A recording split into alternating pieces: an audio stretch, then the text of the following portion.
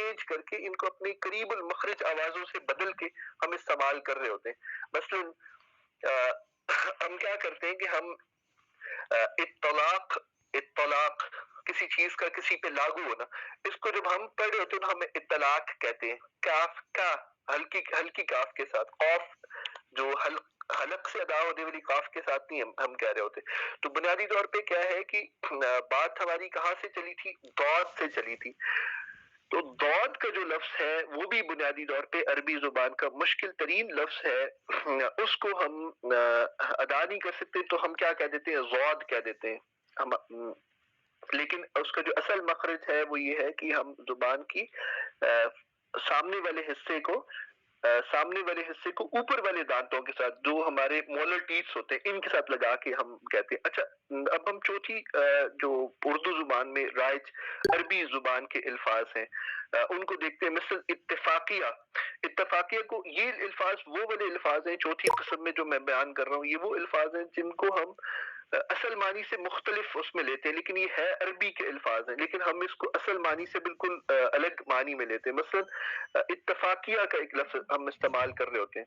تو اتفاقیہ کا کیا مطلب ہے؟ اتفاقیہ کا مطلب اردو زبان میں یہ ہے کہ ان انٹینشنلی، غیر ارادی طور پہ ہم یہ کہتے ہیں کہ اچانک سے. لیکن عربی میں اس کا معنی کیا ہے؟ معاہدہ.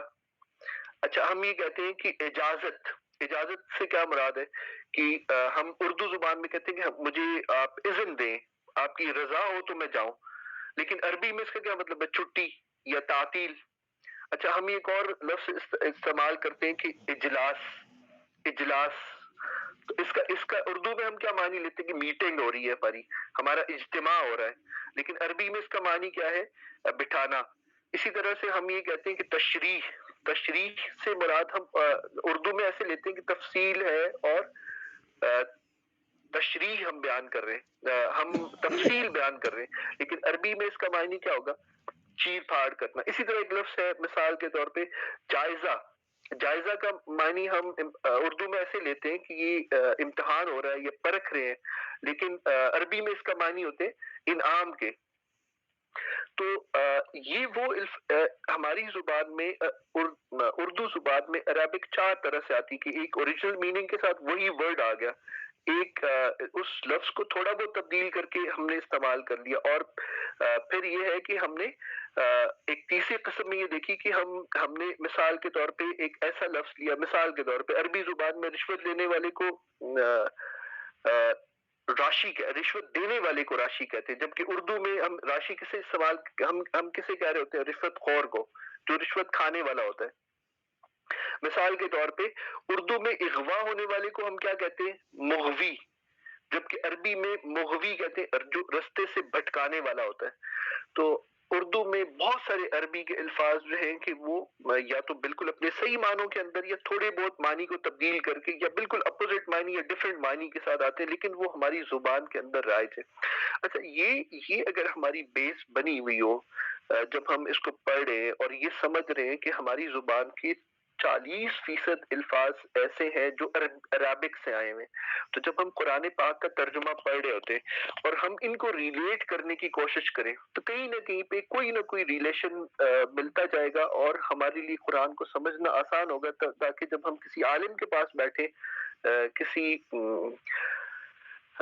صحیح طور پہ سکھانے والے کے پاس بیٹھے تو ہماری ایک بیس بنی ہوئی ہو. تو جو میری اس سارے عرصے میں جو ہم نے سورہ حجرات میں اور سورہ الحمد میں، سورہ فاتحہ میں بات کی، اس میں کوشش یہ تھی کہ ہم ان چیزوں کو اس طرح سے کور کریں کہ ہم اپنی لینگویج سے چیز کو ریلیٹ کرنا شروع کر دیں. شاید بھی اللہ خوش رکھے کہ انہوں نے اس میں بڑا ساتھ دیا، اور انشاءاللہ جو ہے کہ اب ہمارے پاس رہ گئی اگلی 10 صورتیں. تو ان 10 صورتوں میں بھی ہماری کوشش یہ ہوگی کہ ہم آپ کو انہی سے ریلیٹ کرواتے جائیں، اور پھر جہاں پہ فائل آ رہا ہے یا فیل آ رہا ہے تو آہستہ آہستہ ہم آپ کو ان چیزوں سے ریلیٹ کرتے جائیں. بہت شکریہ جی. السلام علیکم ورحمۃ اللہ.